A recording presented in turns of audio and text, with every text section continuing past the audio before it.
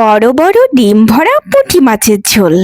কি দেখে নিশ্চয়ই লোভ লাগছে। পুঁটি মাছ ভুনা, পুঁটি মাছ ভাজা, টক দিয়ে পুঁটি মাছ অনেক তো খেয়েছো।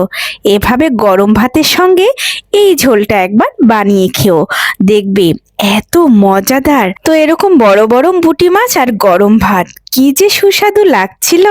আর সাথে যদি থাকে এরকম বড় বড় ডিম, কি মন্দ হয় না, একবার বানিয়ে খেও কিন্তু। আর এই মাছগুলো এভাবে ধুয়ে কেটে আমার এক ভাগ্নি পাঠিয়েছে, তার জন্য তোমরা দোয়া করো। এটা ছিল বিলের পুকুরের বড় বড় পুঁটি মাছ। তো মাছটাকে প্রথমে আমি লবণ, হলুদ, ঝালের গুঁড়ো, আদা রসুন বাটা, জিরা বাটা ও যে কোনো তেল হলেই হবে, এখানে আমি সয়াবিন তেল ইউজ করেছি।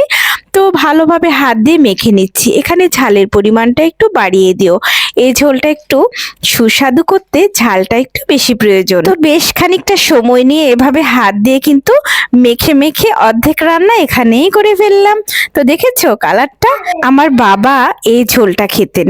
পুঁটি মাছের অনেক আইটেম আমি দেখেছি, তবে আমার বাবা এভাবে পুঁটি মাছ নিয়ে আসলে আমার মাকে শুধু এভাবে ঝোল করে দিতে বলতেন। তো বেশ ভালোই লাগতো। তো আজকে আমি এভাবেই ঝোলটা করে দেখালাম। আর দিয়ে দিলাম একটু হাত ধোয়া পানি, বেশি পানি না দিলেও হবে, এখানে অল্প পরিমাণ পানি ইউজ করতেই হয়।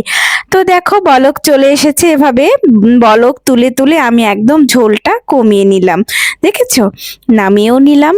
বেশ তাড়াতাড়ি রান্নাটা কিন্তু হয়ে যায়। এবার গরম ভাত নেওয়ার পালা। গরম ভাতও হয়ে গেছে, আমার আর দেরি সইছে না। একদম গরম ভাত নিয়ে পুঁটি মাছের ঝোল নিয়ে বসে পড়লাম। আলহামদুলিল্লাহ পেটটা ভরে খেয়েছি। জানো তো, কিছু কিছু রান্না আছে কম মশলায় কিন্তু অনেক সুস্বাদু হয়। রান্না একটা আর্ট, কম মশলাতেও কিন্তু অনেক রেসিপি আছে যা সুস্বাদু করা যায়। তো আমার ভিডিওগুলো কেমন লাগে তোমাদের অবশ্যই কমেন্ট করে জানাবে।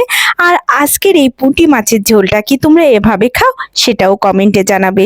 আর পুঁটি মাছ কে কিভাবে রান্না করো সেটাও কিন্তু জানাবে, কেননা আমি কিন্তু শিখতে অনেক পছন্দ করি, শেখার কিন্তু শেষ নাই।